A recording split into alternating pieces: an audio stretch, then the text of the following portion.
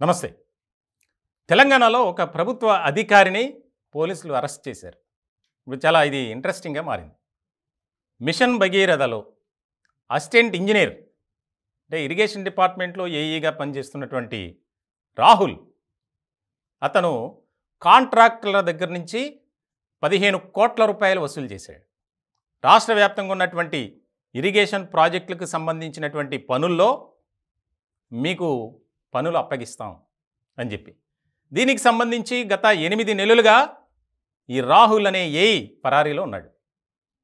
తాజాగా అతని మీద వస్తున్నటువంటి ఫిర్యాదులను బేస్ చేసుకొని ఢిల్లీలో వేరే దేశం పారిపోవడానికి ప్రయత్నం చేస్తుండగా హైదరాబాద్ పోలీసులు పట్టుకున్నారు. చాలా ముఖ్యమైనటువంటి అంశంగా మారింది ఇది. అంటే 15 కోట్ల రూపాయలు వసూలు చేయడం అంటే మామూలు విషయం కాదు. ప్రధానంగా ఎవరైతే సివిల్ కాంట్రాక్టర్లు, ఇరిగేషన్ పనులు చేసేటువంటి కాంట్రాక్టర్లు ఉన్నారో వారిని అప్రోచ్ అవ్వటం, మీకు ఫలానా చోట ఫలానా వర్క్ ఉంది, ఆ వర్క్ చేస్తే ఇంత వస్తుంది, కాబట్టి దానికి కమిషన్ ఇంత, ఇలా వందలాది మంది కాంట్రాక్టర్ల నుంచి 15 కోట్ల రూపాయలు.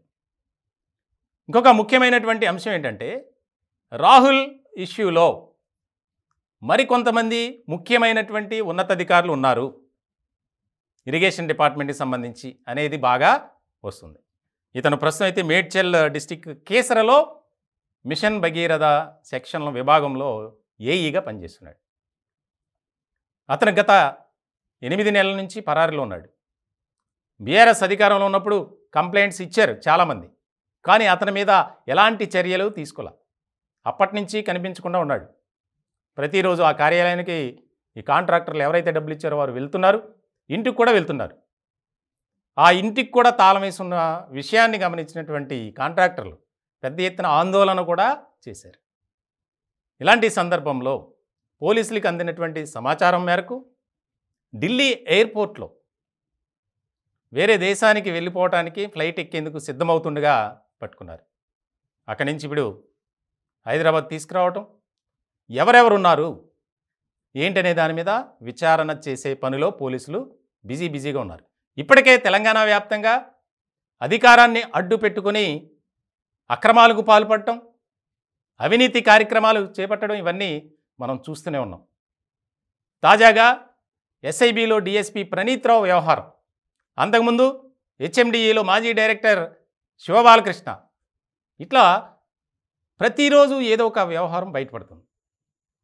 ఇప్పుడు తాజాగా రాహుల్ వ్యవహారం.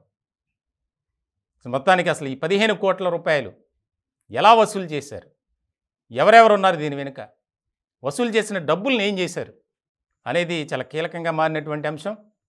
అరెస్టు చూపించబోతున్నారు. అరెస్టు చేసిన తర్వాత కస్టడీ పిటిషన్ వేసి అతన్ని కస్టడీలోకి తీసుకొని విచారించాలి. విచారిస్తే అనేక విషయాలు బయటపడతాయి. రాహుల్ వెనుక బీఆర్ఎస్ పార్టీ నాయకులు చాలామంది ఉన్నారు అనేది ఈ కాంట్రాక్టర్లు ఎవరైతే బాధితులుగా మారారో వారు ఆరోపిస్తున్నటువంటి పరిస్థితి. మొత్తానికి రాహుల్ ద్వారా ఎంతమంది పేర్లు బయటపడతాయి, ఈ వ్యవహారంలో ఇంకా ఉన్నతాధికారులు ఎవరున్నారు, ఇరిగేషన్ డిపార్ట్మెంట్లో ప్రకంపనలు కలిగిస్తున్నటువంటి ఈ ఇష్యూ ఎలాంటి పరిణామాలకు దారితీస్తుందనేది చాలా ఇంట్రెస్టింగ్గా మారినటువంటి అంశం.